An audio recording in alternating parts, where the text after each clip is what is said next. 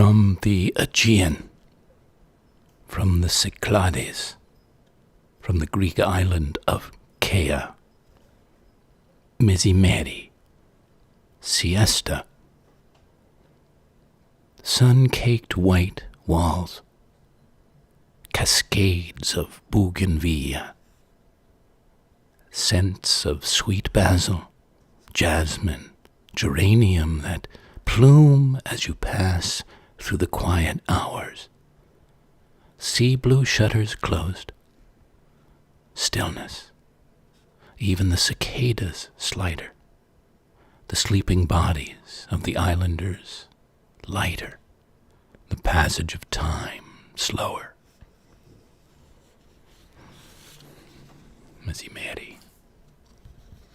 Welcome to the latest floating poetry broadcast, and thank you for leaning in to show 135 in my ongoing weekly series, coming to you live from the halcyon coast of Rhode Island. This is your poet and a poetorialist, Colin Goedecke, a voice for living our days more fully, more alively, more poetically. In broadcast 134, we looked at our fortunes of varied, especially favored kinds, vital kinds, and at our good luck, kismet, karma, at life's serendipities, prosperities, gifts, and gracings, from the natural to the man-made, the invited to the unexpected, the shared and the deeply appreciated, especially beyond the material.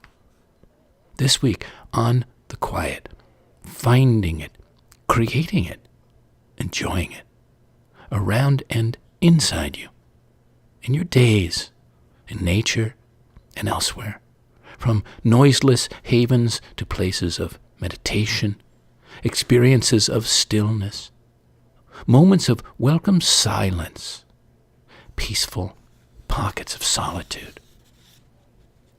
I imagine that many of us would welcome much more of it, yes? And would do well, physically, mentally, and emotionally, as a result, having more of it. So, let's sense softly together into various kinds of quietude through the cultural commentary, poetry, and inquiry I've curated for us on this theme. Maybe I thought we'd begin with a poem from the Dutch countryside, from Dalfsen, summer 1998. You step back in time through a Paulus Potter landscape, a serene green table of bayas, lapped with layers of Delft blue air and antique clouds of milk and cream, water, windmills and grazing cows rolling out beyond view. Dalfsen. Beautiful times there. Past. Maybe coming again. From Kitchell Pond, Convent Station, New Jersey, July 2016. A meditation on a great blue heron. The great blue. I love his presence, his absolute stillness, aura of solitude, sacredness, his long-legged patience in the wind-stirred pond, gracefully at one with everything, wholly attuned to every moment, movement above and below the surface. His watchfulness, sureness, despite the drift of time and summer clouds. Into the split second he spies and elegantly spears a shining fish and flies off in his great blueness to a nearby bank of cattail grass to feast and rest.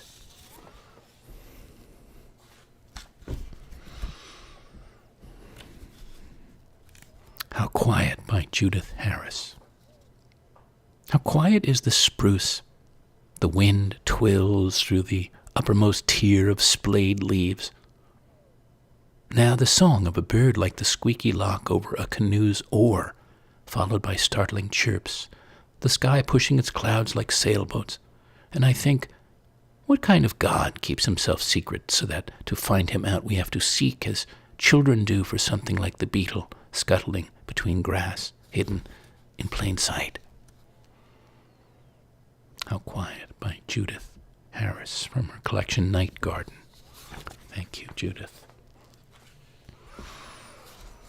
Be still and listen to what the earth below your feet is singing, to the stories the young and old swaying trees are telling, to the conversations of the hawks and the herons, the whisperings of the planets and stars, the jubilations of the sun, the rain, the ocean waves.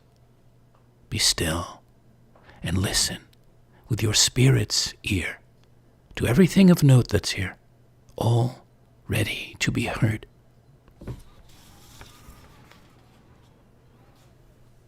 Thought you might enjoy the Quiet Noisy book. It's a little-known gem of a book, a vintage book by Margaret Wise Brown. And she was on the planet from 1910 to 1952. And here's just a little slice of that. Lovely. I didn't know about it. It's something new to discover, among other things, tonight. And all other shows, past and I hope future, will discover myself and together. It was a wheel turning halfway round. It was an alarm clock springing to ring. It was a butterfly unfolding his wings. It was the milkman whispering to his horse. It was a new leaf uncurling. It was the flies opening their million-cornered eyes. It was all the flowers blooming on that day. It was the sound of an early bird catching a worm. It was the sound of the dew rising up to the sun. It was a balloon about to pop. It was a man about to think. It was a slow fig ripening. Lovely book. Thank you, Margaret Wise Brown. Well, thinking of the quiet places we treasure, and many share, I thought of the bath, the shower, the bed, among other places. Meredith Holmes wrote this in praise of my bed. At last I can be with you. The grinding hours since I left your side, the labor of being fully human, working my opposable thumb, talking and walking upright. Now I have unclasped, unzipped, stepped out of, husked, soft, a beer only. I do nothing but point my bare feet into your clean smoothness, feel your quiet strength, the whole length of my body.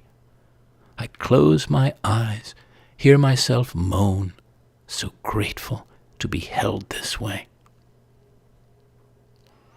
In praise of my bed. Thank you, Meredith Holmes. That's from her collection, Shubad's Crown.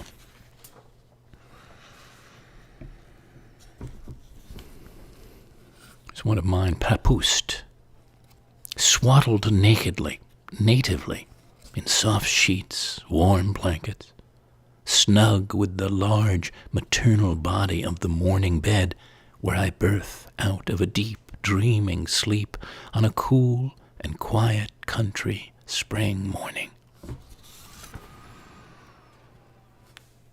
Pablo Neruda has this rich and resonant poem about quiet I thought we'd enjoy.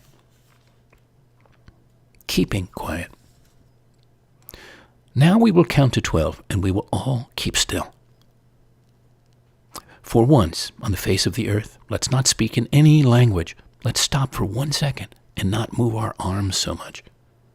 It would be an exotic moment without rush, without engines. We would all be together in a sudden strangeness.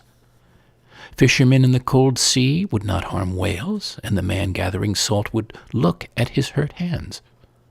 Those who prepare green wars, wars with gas, wars with fire, victories with no survivors, would put on clean clothes and walk about with their brothers in the shade, doing nothing. What I want should not be confused with total inactivity. Life is what it is about. I want no truck with death.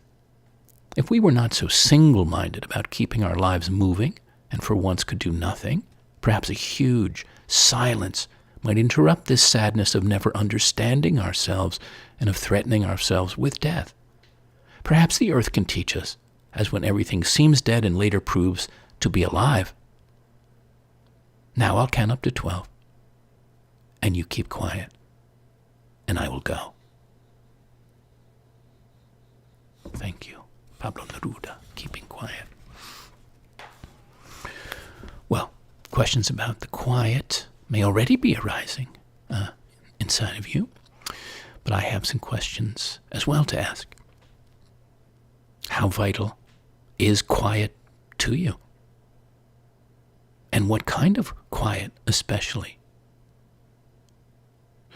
When did you know it was essential? If you did come to realize it or prize it, what prompted that? Or is quiet somehow disquieting? Does it or too much of it make you uneasy? Or impel you to want to fill it with sound or words? If so, why? Where does that stem from? How often do you have or give yourself deep or deeper quiet? Some slices of it every day or every week, unless it's rare that you do. Where do you find it, literally? In a garden or church or on a mountain hike or elsewhere? Or how do you create it for yourself? And what about stillness? What feelings arise when you close your eyes and think? Stillness. Well, let's be still with that for a moment. Just breathe. Breathe in stillness into yourselves.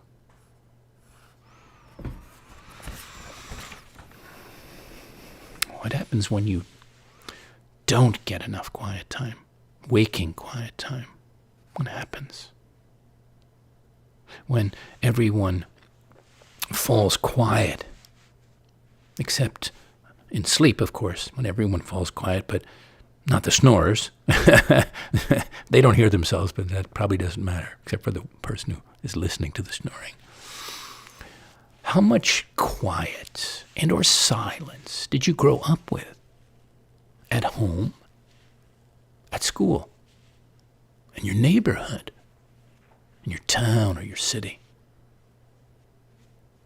I spent over 37 years living in New York City, and while I loved it greatly, after leaving it for a while and coming back to visit, to encounter how jarring it was, how assaulting, and how much I had gotten used to it back then when I was in the thick of it all, how my system had built filters and buffers of a kind to baffle some of it. But all the same, I'm ever glad to have since sought out and lived in extremely tranquil places, like where I reside now here on the peaceful coast of Rhode Island. I'm also curious what the quietest experience is you ever had that holds fast in your memory. Also, any vivid recollection of breaking out of a bubble of deep quiet, maybe coming out of the wild or out of an inner meditation. Those are some of my questions.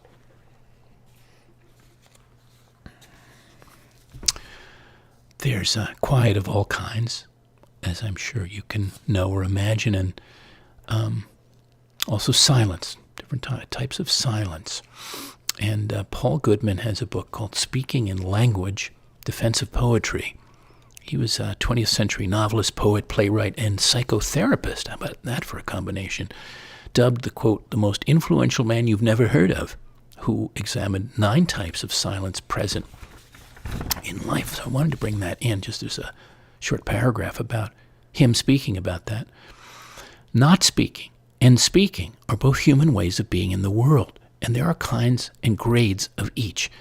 There is the dumb silence of slumber or apathy, the sober silence that goes with a solemn animal face, the fertile silence of awareness, pasturing the soul, whence emerge new thoughts, the alive silence of alert perception, ready to say this, this, the musical silence that accompanies absorbed activity, the silence of listening to another speak, catching the drift and helping him or her be clear, the noisy silence of resentment and self-recrimination, loud and sub-vocal speech but sullen to say it, baffled silence, the silence of peaceful accord with other persons or communion with the cosmos.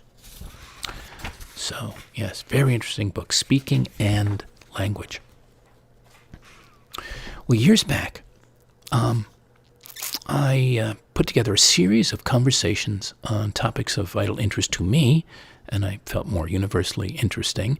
It was called Ideas from the Front Lines, and I did a fairly good handful of them. They're out there in the world. I'll mention that later, possibly. But this was on the importance of silence. It was a conversation about why we need silence with painter, playwright, and minister Stephen Chinlund, Chinlund. So here was the part of the interview at the very beginning. Why do we need silence, I asked. We need it for our well-being, he said, for slowing down, for understanding what life is about, for being happy in the world as we encounter it, to tune in to what's happening inside our own bodies, which we hardly pay attention to, for savoring and being thankful for the people in our lives, and much else. I ask, so part of silence involves pausing. Yes, silence is an antidote for our speeding. A remedy, I say, for our state of overdrive or perpetual motion, which is an occupational hazard for many of us, especially in 24/7 cities like New York. How or when can we silence? Can silence be most meaningful, Steve? Wanting it is the thing. If you truly want it, you'll find it and make regular places for it. If you haven't experienced silence before, it's a bit of a catch-22, because you have to allow time for it first in order to discover and appreciate how incredibly meaningful it is. Being afraid of or bored by silence prevents a lot of people from trying it.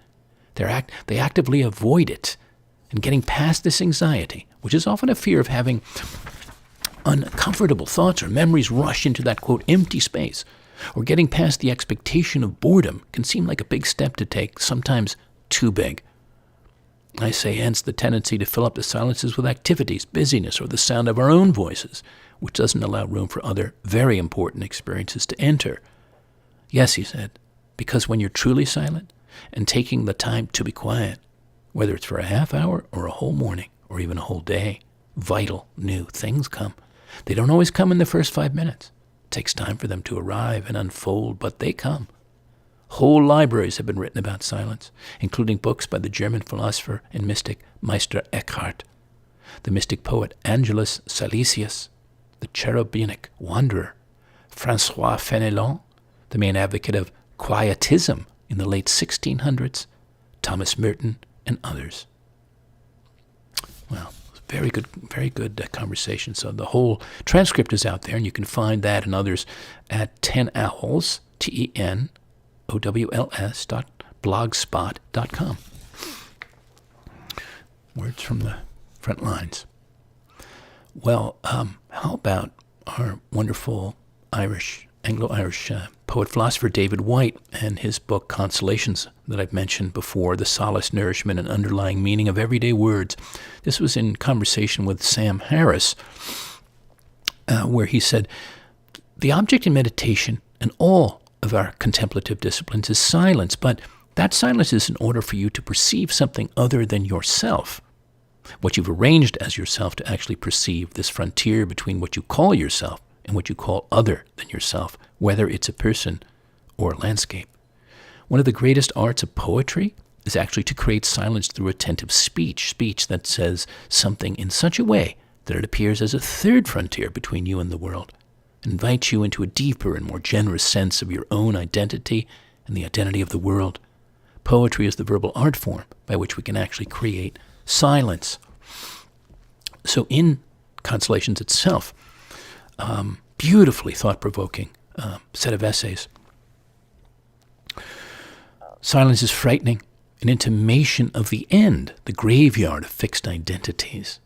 Real silence puts any present understanding to shame, orphans us from certainty, leads us beyond the well-known and accepted reality, and confronts us with the unknown and previously unacceptable conversation about to break in upon our lives. In silence, essence speaks to us of essence itself, and asks for a kind of unilateral disarmament, our own essential nature slowly emerging as the defended periphery atomizes and falls apart. As the busy edge dissolves, we begin to join the conversation through the portal of a present unknowing, robust vulnerability, revealing in the way we listen a different ear, a more perceptive eye, an imagination refusing to come too early to a conclusion, and belonging to a different person than the one who first entered the quiet. Wonderful. Thank you. David White. Silence by Billy Collins. There is the sudden silence of the crowd above a player not moving on the field, and the silence of the orchid. The silence of the falling vase before it strikes the floor. The silence of the belt when it is not striking the child. The stillness of the cup and the water in it. The silence of the moon and the quiet of the day, far from the roar of the sun. The silence when I hold you to my chest. The silence of the window above us, and the silence when you rise and turn away. And there is the silence of this morning, which I have broken with my pen, a silence that had piled up all night like snow falling in the darkness of the house, the silence before I wrote a word, and the poorer silence now.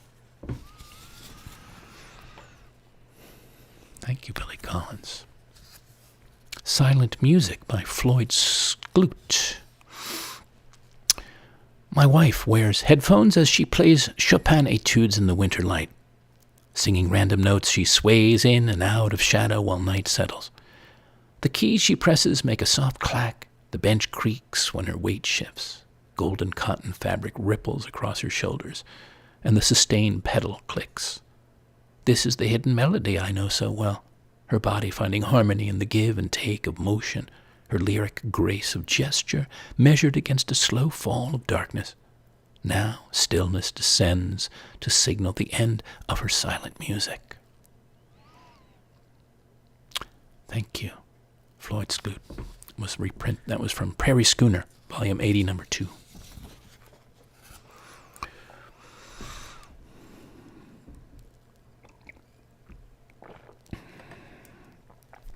Here's a poem from Germany, from Berlin. One spring, when I was visiting dear friends there, and sitting by myself one afternoon in their music room, alongside a beautiful, tarnished, old, vintage sousaphone. One of the couple was a fantastic trumpet player, and he had collected all sorts of instruments, including this one, the silver-eared sousaphone. It sits stoutly, surely, so quietly now, listening with one immense ear that drinks in the loudest to the faintest sounds. The clatter of cutlery, conversation, the clink of glasses, thunder, rain, rustling leaves, which travel nautilously down its diminishing silver tube, tarnished by time, weather, and generations of musicians' blowing lips, pressing fingers, that made this great ear a once great mouth, maybe sousaphoning rousing marches up north, or somber to spry funerals down south, masked Venetian carnivals, gypsy dances in wild, firelit forests.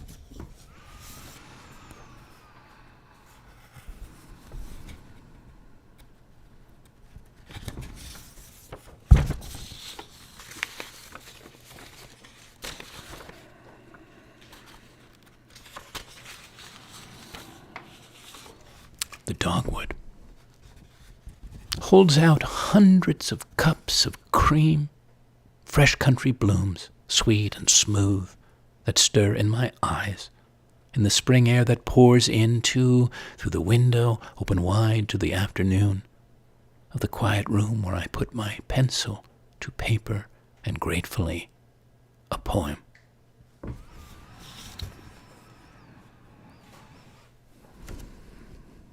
On the art of listening to silence in a noisy world, we have the amazing acoustic ecologist Gordon Hempton, Hempton. If you don't know about him, he's worth knowing about. His book, 1 Square Inch of Silence, absolutely marvelous book, offers itself a sanctuary of silence drawn from the Hoh rainforest of Olympia National Park in Washington State. Very possibly, quote, the quietest place in the United States. He said, "Silence is the presence of time undisturbed. It can be felt in the chest. It nurtures our nature." So when I put this in our quiver of sharings, I said, I'm wondering, what silence can you, listeners, give yourself to nurture your nature? What are you giving yourself? I know I asked that as a kind of a question earlier, but I'm asking it again about silence.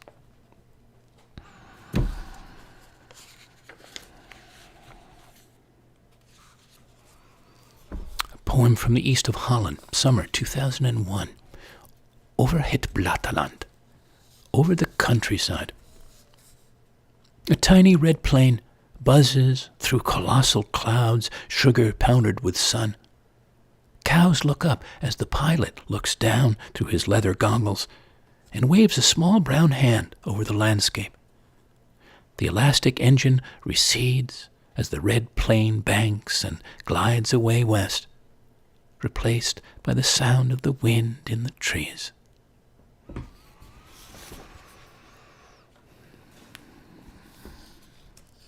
From treehugger.com.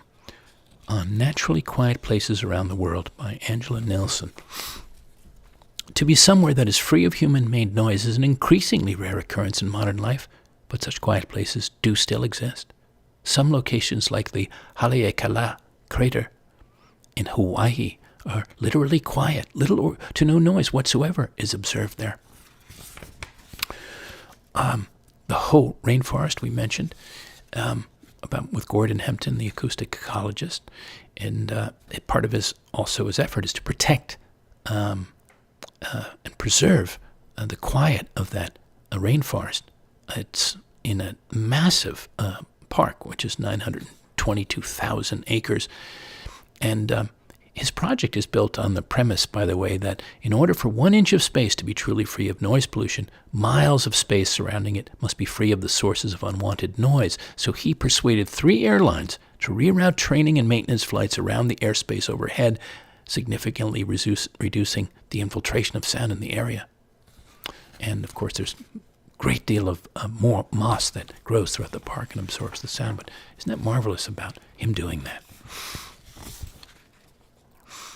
Well, from the South Fork of Long Island, one glorious end of summer, when I sat in solitude there on the beach musing on the clouds, came this poem. And we can go there together. Up in the clouds.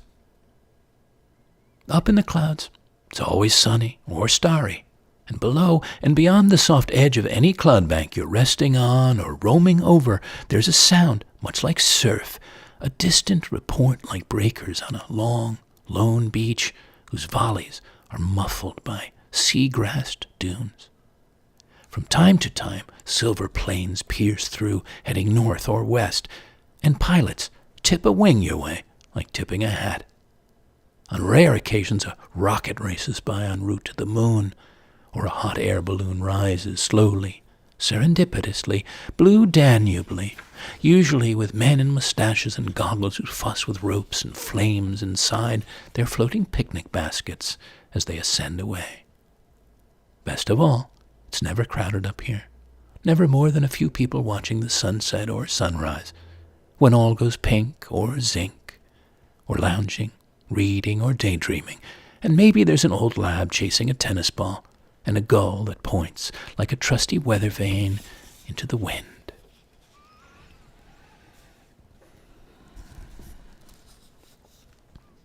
A poem from here in Rhode Island, from Watch Hill, December 2020. my first winter in Rhode Island. In the heart of winter, cold, clear, silent, still, coldness, clearness, silence, stillness, stars, moon, sun, fire, starlight, moonlight, sunlight, firelight.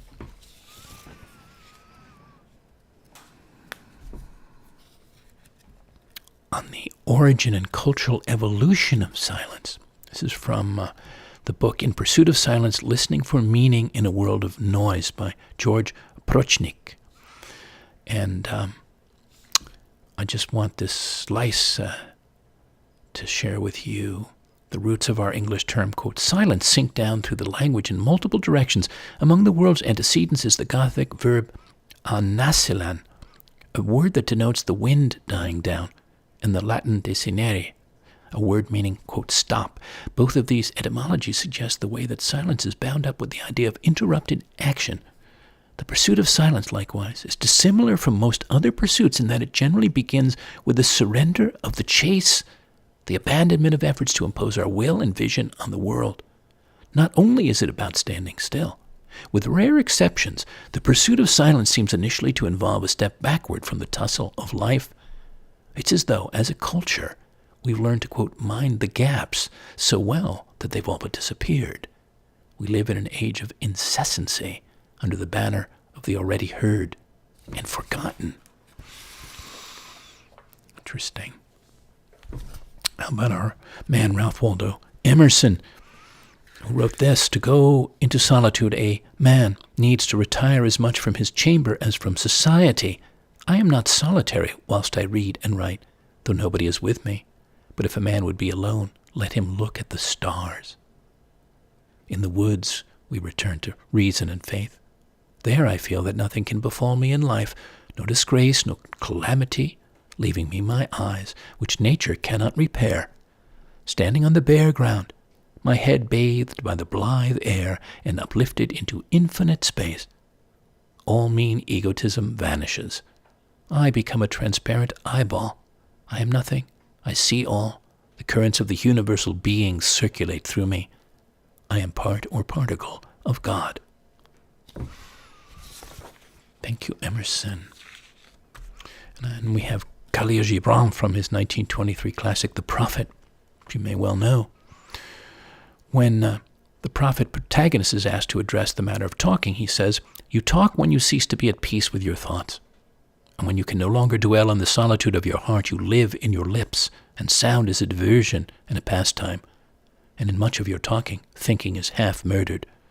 For thought is a bird of space, that in a cage of words may indeed unfold its wings, but cannot fly."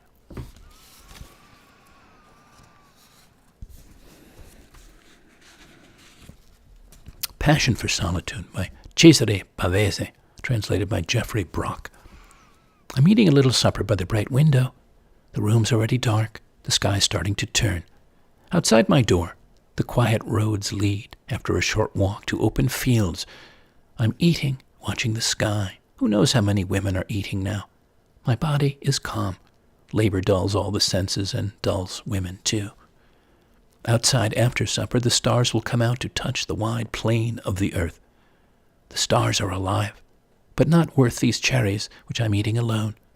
I look at the sky, know that lights already are shining among rust-red roofs, noises of people beneath them.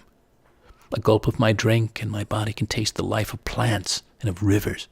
It feels detached from things. A small dose of silence suffices, and everything's still, in its true place, just like my body is still. All things become islands before my senses, which accept them as a matter of course, a murmur of silence.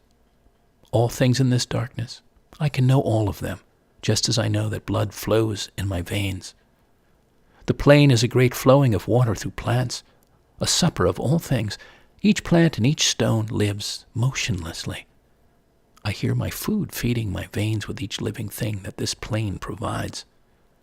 The night doesn't matter. The square patch of sky whispers all the loud noises to me, and a small star struggles in emptiness, far from all foods, from all houses, alien. It isn't enough for itself. It needs too many companions. Here, in the dark, alone, my body is calm. It feels it's in charge. Grazie, Cesare Pavese. Whoever that is, whoever he is, the first time I've come across him in that poem.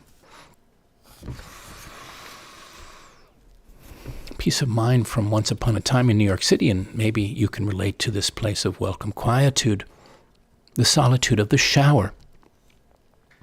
In this white-tiled temple, all is pure, all is quiet, save for the sound of clear water falling and cleansing. The light that pours through the window and drawn white curtain is luminous, like the wet skin of my arms and legs, of my open hands and feet, of my glistening face reflected in the mirror on the shelf where fragrant bars of olive and citrus soap rest. In this warm bubble, where I can be wholly alone with myself, where it's always safe, always welcoming, always full of solitude.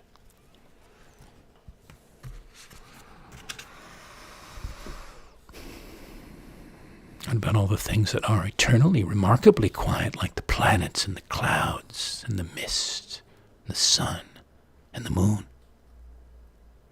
Looking for the moon. Going from room to room on the blue moonlit house, knowing the near full moon is floating outside one window or another, so eager to fill my eye with its mystery and once in a while color. I pad barefoot from living to bedroom, bath to foyer, only to find it right where I began, beautifully blue, cool and motionless, waiting and shining down through the kitchen skylight, while it keeps company with a pair of quietly spectating clouds. From New York City, December 2001, feeling the fog. Nothing is so loud as if a cloud of wool is wrapped around the traffic, muffling the morning. Not so hushed as a big snow, but enough for me to know, without opening my eyes yet, what the weather is. Feeling, without seeing, the fog. The Quiet World by Jeffrey McDaniel. In an effort to get people to look into each other's eyes more and also to appease the mutes, the government has decided to allot each person exactly 167 words per day. When the phone rings, I put it to my ear without saying hello. In the restaurant, I point at chicken noodle soup. I am adjusting well to the new way. Late at night, I call my long-distance lover, proudly say, "I only used 59 today. I saved the rest for you." When she doesn't respond, I know she's used up all her words.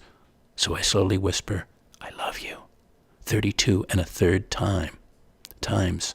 After that, we just sit on the line and listen to each other breathe. The Quiet World, Jeffrey McDaniel, from the Forgiveness Parade. Like that sort of sweet and and also hysterical, in a way, sort of like Twitterizing our lives. How quiet can we can make ourselves when we want to, sometimes to surprise another or let another have space to be with us or express themselves. This is Nikki Grimes' poem on quiet feet. When my dad walks into a room or down the street, he hinges up on me silent as shadow, and I don't know he's there until I feel his hug. Sometimes when he is near, I might even hear his heartbeat, but never his quiet feet. Nikki Grimes, from her collection, A Dime a Dozen. What of the quietness of lovers laying together, floating together? This is Kenneth Rexroth, Quietly. Lying here quietly beside you, my cheek against your firm, quiet thighs. The calm music of Boccherini washing over us in the quiet as the sun leaves the housetops and goes out over the Pacific, quiet. So quiet the sun moves beyond us, so quiet as the sun always goes, so quiet our bodies, worn with the times and the penances of love, our brains curled, quiet in their shells, dormant. Our hearts slow, quiet, reliable in their interlocked rhythms. The pulse in your thigh, caressing my cheek, quiet.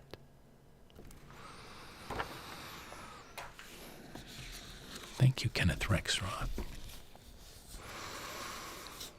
Well, this next poem speaks to stillness in a very different and potent way. By Sharon Olds, His Stillness. The doctor said to my father, "You asked me to tell you when nothing more could be done. That's what I'm telling you now." My father sat quite still, as he always did, especially not moving his eyes. I had thought he would rave if he understood he would die, wave his arms and cry out. He sat up, thin and clean in his clean gown, like a holy man. The doctor said, "There are things we can do which might give you time, but we cannot cure you." My father said, "Thank you," and he sat motionless, alone, with the dignity of a foreign leader. I sat beside him. This was my father. He had known he was mortal. I had feared they would have to tie him down. I had not remembered he had always held still and kept quiet to bear things, the liquor away to keep still. I had not known him. My father had dignity. At the end of his life began to wake in me. Thank you, Sharon Olds, His Stillness, from her collection Strike Spark Selected Poems.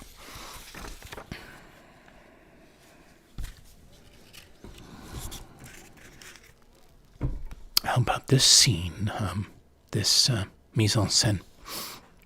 Psychoanalysis of Water by Forrest Gander. The clock here is quiet. Into the rain's applause a woman rises fatigued. Tablets dissolve in a glass by the bed. The wind lifts, branches animating in consonant darkness. She undoes her gown, lays it over the bedpost. Seductive leg hair, almost dawn. She makes coffee like that. Low thunder, glints of lightning, the dog's concern. Rain on the roof, friends walking across my grave, her mother told her. That's all I listen for. And why not the hiss and wake of cars on the wet road bursting into transparence under tents of streetlight, winking out into afterglow. Glances that catch anonymous faces at windows in early lit houses like her own. This way she drifts off, mesmerically, the bathtub overflowing. Thank you, Forrest Gander.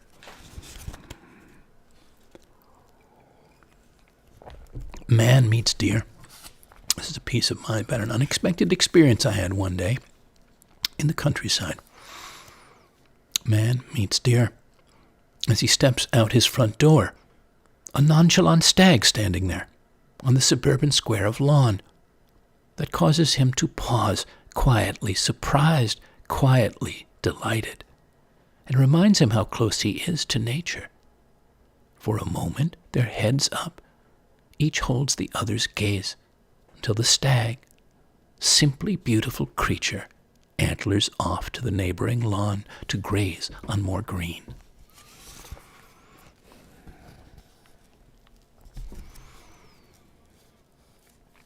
Poem from Austria, from Salzburg, autumn 1992, evening in Salzburg. The clouds caress the moon tonight. A fountain spills in the square. Fire stars spark, whispers, and leaves rush with wind into the night sky.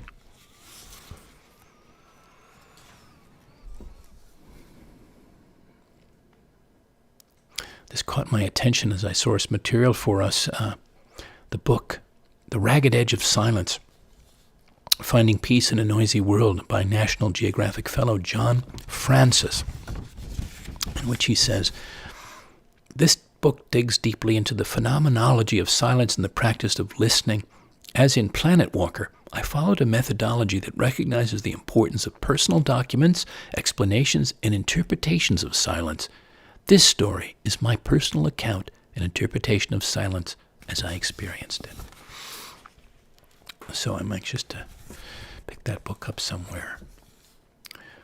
I just happened, speaking of picking up books, I do some bibliomancy, open a book and see where it lands. And the other day, putting the show together, I picked up the book I had started to reread by Mark Nepo, Drinking from the River of Light, The Life of Expression. And what do you think I opened to? A piece on listening. It starts with a quote by Krishnamurti. Aloneness is indivisible and loneliness is separation.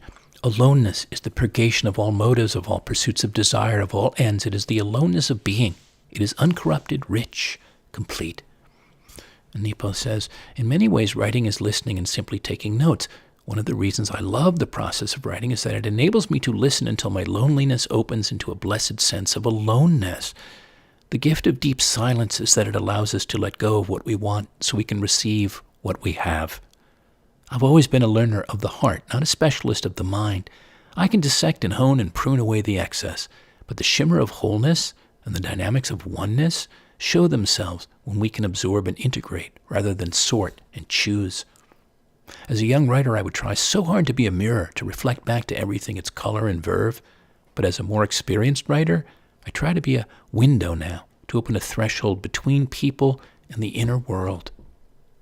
Being still and listening allows us to behold what is before us. The deepest form of bearing witness is to behold another in all their innocence. This is the key to love, to listen until the noise of the world subsides, to listen until the noise of the mind subsides, to listen until the noise of our wounds subsides, to listen until we only hear the life before us. Wonderful.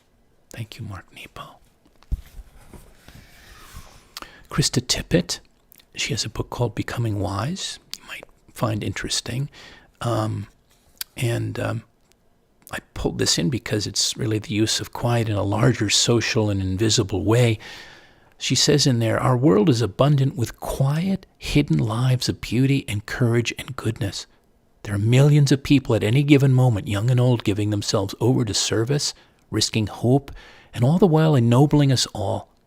To take such goodness in and let it matter, to let it define our take on reality, as much as headlines or of violence, is a choice we can make to live by light in the darkness, to be brave and free.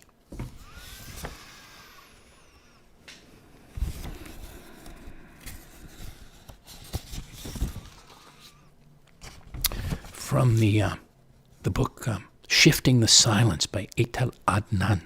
She was a 95-year-old artist, poet, and philosopher, fascinating person and creator and expresser. And I love what she said in that was a farewell message to the living. The universe makes a sound, is a sound. In the core of the sound, there's a silence that creates that sound, which is not its opposite, but its inseparable soul. And this silence can also be heard. This silence is the preparation of things to come, but is not freestanding. It's rather the shadow of whatever is, which precedes or follows at will any element that presents itself to this world. Its favorite time is the night. In silence, in the dark, the tides shine, get slippery. Their fluidity turns them into a mirage. There's a persistent hum to the ocean that translates into a back and forth movement of our body. Walls disappear and new visual formations invade the imagination. One is not in usual dimensions. Sleep belongs to the past and the hours too. Luminosity enmeshed with darkness makes us cross over new territories. You move into galaxies in a few seconds. Space-time becomes just a game. Thinking is dimmed when familiar forms of reality disappear. This is not a loss. Long periods of inner silence favor clearings. They let the light in. The flooding, the blinding, the bedazzlement. We need spaces for the reshuffling of new cards, need to be nowhere. Thinking doesn't always come from preceding thoughts. I suspect it's always being born, even when it seems related to the past. Thank you for that, Etel Adnan. Well, now into our last sharings and musings.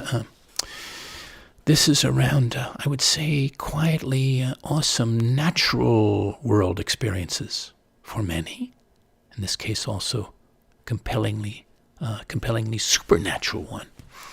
It's called Overshadowing, on witnessing the great American solar eclipse. Long, long past a last great darkness falling over the breadth of the country, occulting over declarers of independence, over everything animate, inanimate, proximate, over everyone under the sun. Now another total solar wonder, this time preceded by a secret circling of hawks above the highest pine, by double-winged diadems of black and chalk-blue dragonflies landing on outspread branches and blankets, by a knowing, slow-rising music of birds and crickets above the surface, turtles and breathing fish below, by a harmonizing, vitalizing breeze stirring every leaf, reed, and petal, by seated and standing figures around the pond, quietly beholding the hiding and seeking sun, the syzygy, all the supernaturality.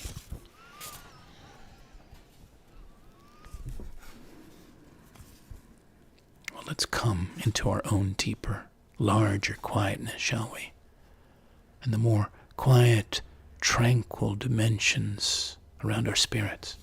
This is Rainer Maria Rilke's poem, Quiet Friend Who Has Come So Far. Quiet friend who has come so far, feel how your breathing makes more space around you. Let this darkness be a bell tower, and you the bell. As you ring, what batters you becomes your strength.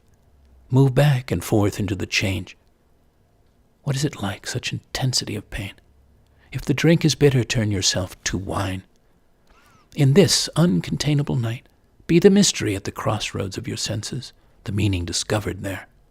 And if the world has ceased to hear you, say to the silent earth, I flow. To the rushing water, speak, I am. From the Tuscan hills of Italy, Tramonto del Sole, sunset. A tractor flickers and ziggurats across a terraced line like a far-off firefly. A stream of milk smoke pours up behind a screen of junipers. Shadows fill the spaces in a forest of spreading pines. Furled cypresses gather round an ochre villa. The grapevines on a close-shaped hillside are combed into neat yellow-green rows between bands of russet earth. Blue-bottom clouds mirror the contours of soft-shouldered mountains and the calls of small birds piccolo through the arriving quiet. Tramonto del Sole. And last for now, friends, let us look up this night, every night we can, to the great, soul-filling stillness of the heavens. Speaks the star. Through time, space, histories, simply giving itself, sharing its light, its distant yet deeply present peace, quiet through each night, asking nothing in return, getting everything in a return of simple, eternal wonder. Thank you again for quietly leaning in, listening and feeling in, for sharing these broadcasts also with friends, family members, and others. And for those of you who send donations as thanks for one or more of these programs and the work I do each week around them to nourish and uplift hearts, minds, and spirits. Feel free to send a suggestion to me for a future theme. My email is colin@thepoetorialist.com. I'd also welcome knowing what your experience was of this show on the quiet. How and why did it resonate with you? If you are making a contribution, there's Venmo to Fivefold, FIVEFOLD @pipeline.com, or PayPal to me to that same address, or by regular mail to P.O. Box 1032, Westerly, Rhode Island, 02891, or through my site, thepoetorialist.com, in the Donate tab. Patrons can now and again also host or sponsor me, as some of you know, as a working poet in residence in a given place in the world for a given time, a given season, to create a new flight of poetic art and dedicated to them. Email me to explore that. Meanwhile, you can hear all the broadcasts online on YouTube on the Floating Poetry playlist. I hope you lean in soon again. Till then, dear listeners, may you find your nourishing quiet places, havens, your sanctuaries of tranquility. May you make time for quietude in each of your days, away from the hustle, bustle, and noisiness of the surrounding world, where you can soften yourself, can think and feel or create with ease, or simply and peacefully be. Goodbye for now, and good spirits.